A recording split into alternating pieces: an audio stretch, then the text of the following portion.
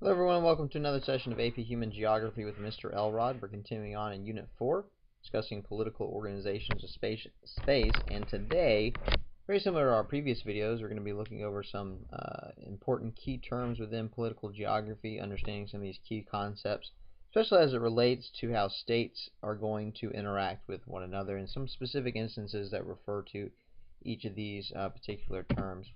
So previously we were talking about the difference between states and nations and just kind of how we define each of those and looking at the world in terms of the idea of the nation state. And again, I think I mentioned this in the very first video. The important thing to understand is that this is how people really interact as far as politically. This is how people interact with each other in our world today. It is states interacting with each other kind of on the whole, and you have governments that represent people. So it's not so much small groups of people, bands and tribes and things like that interacting with each other, but it's entire states that are interacting with each other. And you have to think about a state as an autonomous being, because the state is negotiating treaties, it is trading, it is establishing borders and boundaries with countries, and so that's how as far as internationally, that's how political geography works, and that's how the political landscape works. And so this idea of the state is really important because the state is going to be the actor on the larger stage. Again, even though maybe the representatives of that state may not represent the feelings of everyone in the state, is still going to be the way that the state is represented based upon the figures that are out there working with the other states. But anyway, so we're moving on now into an important term, especially when it comes to some of our current issues in the world today, this idea of the stateless nation. So basically, the stateless nation is just a nation of people who have no territory to call their own, or no separate state to call their own. Remember that idea of the idea that Woodrow Wilson talked about of oh goodness, it's left me for just a second. Not popular sovereignty, but I'll come back with it in a minute. Anyway, so it's the idea that every state should be able to, every group of people should be able to form their own state or decide which government they're going to be a part of. And so when you have these people out there in the world that are considered stateless nations, groups of people that don't have a territory to call their own, it's almost this, it runs contrary to that concept. And so there are several examples of that, and the reason it's important is because it's going to cause conflict. Not only is it going to cause conflict within the state itself, but it's also going to cause conflict kind of in the broader sense of the world, because the world has been playing, politically with this notion that every group of people should have the capability of forming their own state if they would like. Self-determination, there we go, that's what I was looking for, self-determination. And so if we don't let these people who want to form their own state then the world is kind of going contrary to what it says its system of belief is in terms of people and their their right to form those states. So some examples we have here are the Palestinians, of course, with the conflict between the Jews and the Palestinians. Now the Palestinians have their own territory. They have the Gaza Strip. They have portions of the West Bank that they have for themselves, but they don't necessarily have an independent state, and that's really been kind of the issue, is that they're not necessarily their own recognized independent state. And of course, there's the continued violence between the Jews and the Palestinians that's been going on, that causes the Jews to take certain actions like blockading the Gaza Strip. Most recently, I've heard about they're looking at building this bridge to go between Gaza and the West Bank so that Palestinians don't have to cross through Israel. Go through all these checkpoints. But anyway, so that's one group of people, the Palestinians, which again I'm sure you've heard of, or at least you've seen in the news. Then there's the Kurds, who live in northern portions of Iraq and eastern portions of Turkey. And these the Kurdish people have really come up here recently because of the ISIS forces that have been fighting in Iraq and in Syria, and the Kurds have been in parts of Turkey, and the way that Turkey has responded to that situation has been really interesting, and kind of another study in political geography. But you see this very large group of people, and you see how they're divided among several different states. In fact, when the United States was in Iraq, there was talk of dividing Iraq into several portions. You'd have a Sunni portion of Iraq, a Shiite portion of Iraq, and then a Kurdish portion of Iraq. There's been talk of creating a Kurdistan. But of course, as you can imagine, none of these states, Iran, Iraq, Syria, Turkey, and of course this says USSR, so that's not USSR anymore. It's territories of Azerbaijan, Armenia. But anyway, they wouldn't be too thrilled with giving up any of their land to create a Kurdistan, and so you can imagine how far-fetched that idea might be. Of course, who knows? We might see something along those lines in the future. And of course, things like stateless nations, they can be driven by ethno-nationalism. And ethno-nationalism, if you just break it down, ethno, speaking of ethnicity, and the nationalism, a strong sense of nationalism. And the thing is that nationalism in and of itself is not a bad thing. The problem comes when you have nationalism to the point that you feel like you are superior to other groups of people, and other groups of people either don't deserve to live in your territory, they don't deserve to live, period.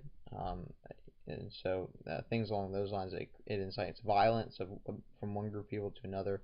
Certainly, those would be negative things.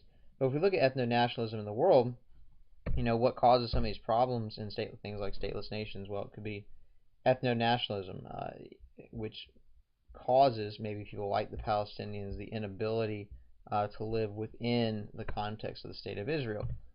Or if you look at, like, this is an example of this is the Basque people down here in Spain, the inability to live within Spain because they want so badly to create their own state that they feel like it's impossible to work within the Spanish system. But of course, looking from their perspective, they would say that they're oppressed, they're a minority people group, their traditions, their territory is not respected by the Spanish government or by the Israelis from the Palestinians. So with this ethno-nationalism, it can create this strong feeling of differences between people within the country, and can cause them to want to break away and then form their own. I guess I should actually be state. I apologize. Don't mean to confuse anybody. Not create a new nation, but create a new state, specifically for that group of people. I think I've gotten better at this. Form their own a new state, and of course that's going to cause problems because no country, no state is just going to allow voluntarily for a territory to go away. States are going to try to hold on to their territory, whether it's for whether it's just for taxation purposes, they have more people to tax, resources, whether it's national security because they feel like that region is important to securing their border, whatever it happens to be. States are not going to be apt to allow just pieces of their territory to just break away. So of course that's going to cause problems. Not only because it causes problems for the state, for the larger state, but it then causes problems for the smaller group that wants to break away because, again, as we've talked about, there's this notion out there in the world that people should be free to make these choices, and then when they see that they're not able to make these choices, they feel like it's hypocritical, and then they take out some of their frustration on the national government, whatever they're part of. And some other examples, you have the region of Chechnya down in southern Russia, which this happened a couple of years ago when I guess was the last big event that we've heard on the news, when the Russians marched down into Chechnya, and they started, I believe it was tanks, they started shelling a school because that's where some rebels were held up, and there was this conflict on whether or not Georgia had helped the Chechens because the Georgians were trying to just aggravate tensions in Russia. And you have this group of people down here in southern Russia who are ethnically different from Russia. They're predominantly Islamic. They have a different culture, traditions, and so they don't feel like they belong to part of Russia, and they would like to separate and create their own country or absorb into Georgia. So, that's just another example of this idea of ethno-nationalism, some of the tensions it can cause. The next term is what's called Irredentism, and you'll notice that a lot of this is related in terms of culture, in terms of conflict, in terms of having multiple people groups within a state. So Irredentism is typically caused by a sense of nationalism, and what happens is when one state wants to absorb the territory and the people in another state. So typically, the way that this happens, and we'll look at an example in just a second, is that you have a state, and then part of its people group lives just over the border in another country. And so the feeling is that, well, if they're part of our people group, they're part of our nation, then they should also be a part of our nation state. And so this state feels like it has a right almost to absorb not just the territory, or sorry, not just the people, but also the territory. And of course, that's not going to fly with whatever state that the territory belongs to. Probably one of the best examples of this that we've seen here in our, I guess, our recent past is Nazi Germany and Hitler's notion that pretty much wherever the Germans lived, he had the right to go around and absorb. He had the right to go around and absorb those people, and not just the people again. I mean, it'd be one thing if all the European Germans were coming to live in Germany, but he was going around and he was taking over areas that where the Germans lived to be a part of the larger state of Germany. Another good example is what Slobodan Milosevic was doing in Yugoslavia, trying to create Serbia for the Serbs, and he was trying to take pieces of the newly formed states there in Yugoslavia and make it a part of a greater Serbia, again to absorb all the Serbs into the state of Serbia.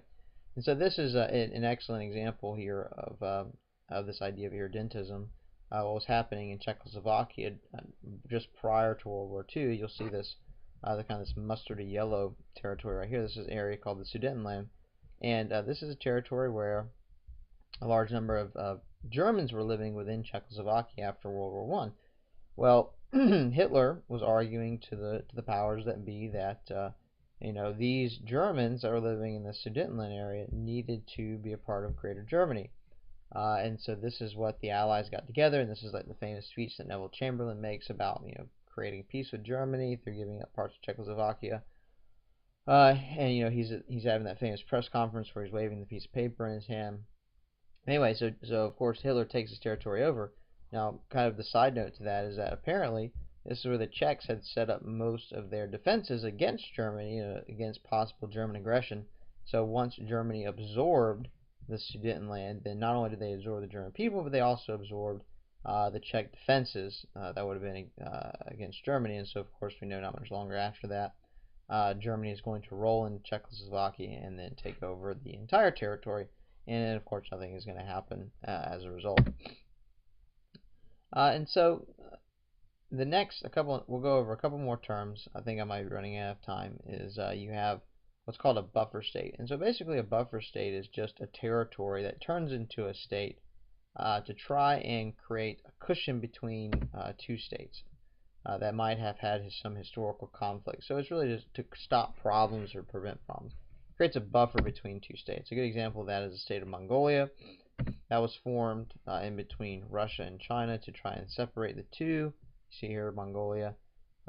Just again to try and create some distance between the two so that there wouldn't be as much tension. But of course, you might say, well, there could be some additional tension because the Russians and the Chinese will try to Russians and Chinese will try to get involved economically, politically, things like that, and try to control the economy of Mongolia and things along those lines, which of course we've seen some of here recently. Alright, well that's all that we're going to have time for today. I hope you found that to be helpful. And when we come back next time, I believe we're going to start off with the buffer zone, which highly related to the buffer state, and then we'll talk about shatter belts. So hope to see you next time.